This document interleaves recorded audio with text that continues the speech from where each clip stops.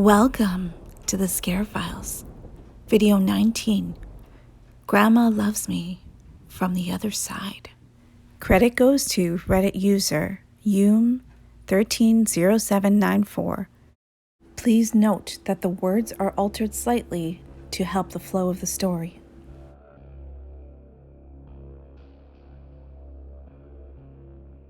I am a 25-year-old female. For the purpose of anonymity, I will refer to myself as Sabrina. I am from Romania. English is not my native language, but I shall try my best to make the story easy to be understood. My stories contain what you would call angels, spirits, demons, archangels, satanic people doing forbidden sessions of voodoo, and everything. But for this particular story, I sort of believe this is not necessarily a bad encounter, or so I lie to myself sometimes. There are many stories that I would love to share with you. You can either decide to share them, I don't mind. But mainly I just wish to talk with someone who has went through what I did and can understand and empathize with it based on your personal experiences. The one story that I can and will share with you for now, I need time to think if I'm ready to share the less fortunate experiences for now. I live in Romania. Our country has Orthodox religion, basically very similar to Christianity. We believe in God and Jesus Christ, with small certain similarities and differences. For example, I don't know if it's the same as Catholics do.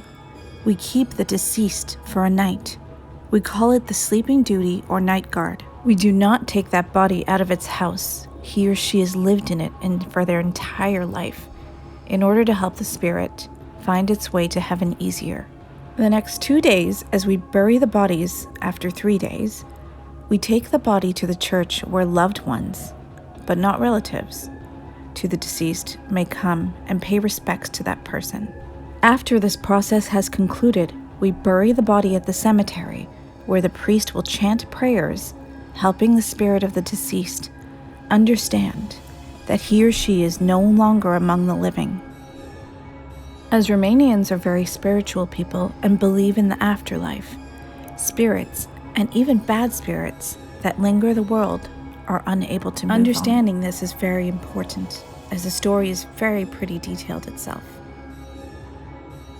I had 5 grandparents, 3 grandmothers, and 2 grandfathers. My first grandfather, we shall call him Michael, died when I was 6 years old due to a heart attack in August of 2007.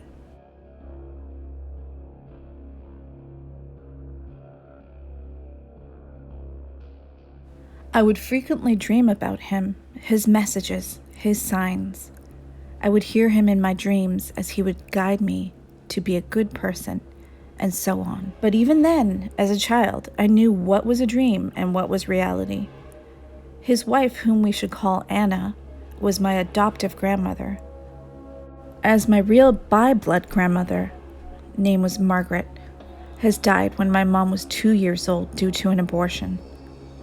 I'm not sure if she was trying to abort my mother or a third child, since my mother has a brother and she was the second child. Also, during the communist years in Romania, which were from 1946 to 1989, Romania had a strict law regarding abortions, and women would abort the fetuses on their own in the privacy of their homes by themselves, as no medics would agree to help with the procedure due to a fear of being sentenced to life in prison. She died of sepsis, and my mother grew up without a mother until the age of 6 years old. Needless to say, I never met her or knew anything about Margaret, who was my grandmother by blood. But this story is about my grandmother, the adoptive one, named Anna. She was a very spiritual, wise, kind-hearted, and intelligent woman. She never had any children of her own, and she adopted my mom and my uncle. My grandfather Michael was only dating my grandmother, but after my mother had met her on a family visit in Lasi, Moldova, which is a town in Romania, they got married soon after. My grandfather was a military general, and raising 2 children of 6 years and 13 years old was difficult. How they decided to get married? Well, it was thanks to my mother, because as soon as she saw my grandmother, Anna, she went straight to her at the age of 6, raised up both her arms at her, and asked in a jolly voice, "Hi, my name is Christina. Would you like to be my mommy?" My grandmother burst into tears, picking her up, and immediately created a connection with my mother, with whom she raised and loved as her own. When I was born, I was the light of my grandmother's life, because I am the replica of my mother. Same eyes, same face, same body shape. They immediately took me in. They practically raised me, as my father worked in 3 different jobs, and my mom was a pediatric nurse and worked in shifts. I loved growing up with her, like I said. She was an extremely spiritual person. She loved to meditate. She would tell me about her dreams, and she taught me how to decode them and what it meant. She told me about ghost encounters she had in her life, and always told me not to fear any spirit, because ghosts see us as beams of light guiding them to God when they are confused. Her hobby was to read the future in some cards she had owned. Not tarot cards, but normal cards with some inscriptions she had, such as "Encounter with Mysterious Man," "Beware," "Crying Child," and "Careful, Dangerous Woman." On the New Year morning of 2017, at 3:15 a.m., I called my grandma Anna to wish her a Happy New Year and to let her know how much I and my family loved her and appreciated her. I'd like to mention that Romanians rarely express their love by saying "I love you" to our mothers, grandfathers, and grandparents. We consider that you show your love by what you do in your life and how you respect them, rather than just saying the words. But that night, for the first time in 23 years, at that time in 2017, I felt the need to tell her that, and I still don't know why. Her voice changed, and you could hear her chuckle in soft, happy tears. Nothing seemed suspicious, as I am a very sensitive and emotional woman myself, so the night went on normally. She was at a party, and I was with my fiancé at his house. The next day, 1st of January 2017, at 7:30 p.m., I received a phone call from my father, who told me that Grandma Anna had died the previous night. I couldn't express in words how my heart simply left my body, as if my own existence stopped, refusing to acknowledge that she was dead.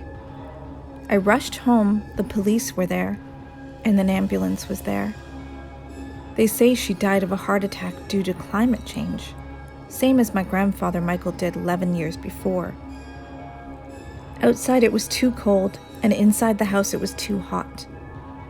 And as she was rushing to change her clothes, her heart couldn't handle the temperature change. Her body couldn't balance the heat, and she died. But what I found particularly weird is the time of death. I still had her last phone call at 3:15 a.m. The police and ambulance staff analyzed her and declared her time of death was around midnight. They say there was no way I could have talked to her at 3:15 a.m., as for that time the body would have already began the rigor mortis stage. But who did I talk to? Because it was her phone number, it was her voice, and she seemed incredibly fine. Call it a sick joke, or just medical staff time of death error, but it was creepy. During her funeral, I decided to write her a goodbye letter, as I am very spiritual. And even though no one will read it, I like to consider she took the message I had for her into heaven and passed it down to my other grandmother, Margaret, and 2 grandfathers, Michael and Peter. I put that letter in my grandmother's coffin, kissed her forehead, and watched her go on to her last road. My mom knows about the letter. She yet has asked me about it and what I wrote in it. After her funeral, I get a phone call from my grandmother. Yes, my Nana Anna. At first I thought it was my father, as he would still use her phone. So normally I answer the phone and I hear something imaginable, impossible, formidable. I hear Anna, and I hear her voice clearly. I hear her laughing with intermittence and static occurring whenever she would pause. It was a soft, fading voice, but nothing scary, nothing fearful or intimidating. It made me feel like she was indeed there, but I would admit that the situation did freak me out. She said to me, "Hello, dear. I called to let you know I passed the message and I love you too." I couldn't reply as the phone call ended. It left me feeling so vulnerable, as I thought maybe someone is playing a sick joke, but it couldn't be that. I saw my Nana being buried. I saw the coffin sealed.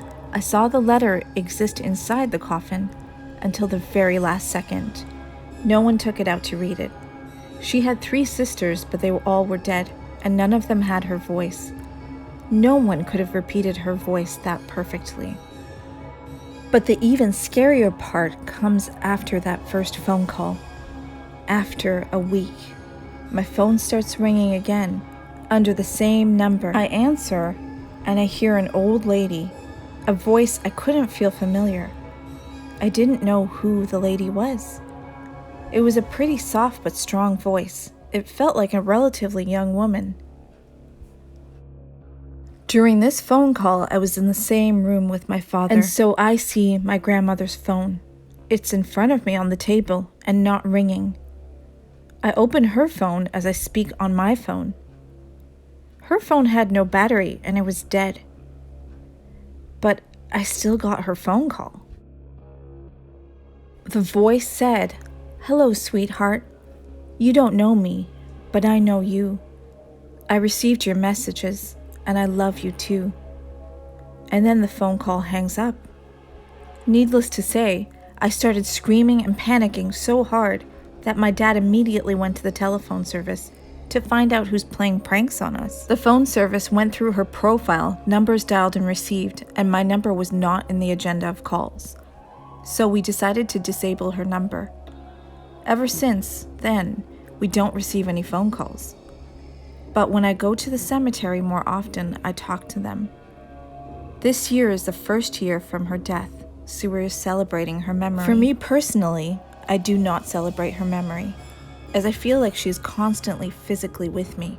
I often have dreams of her, and she would often visit me at nights. I want to thank you for giving me the possibility to share my story with you.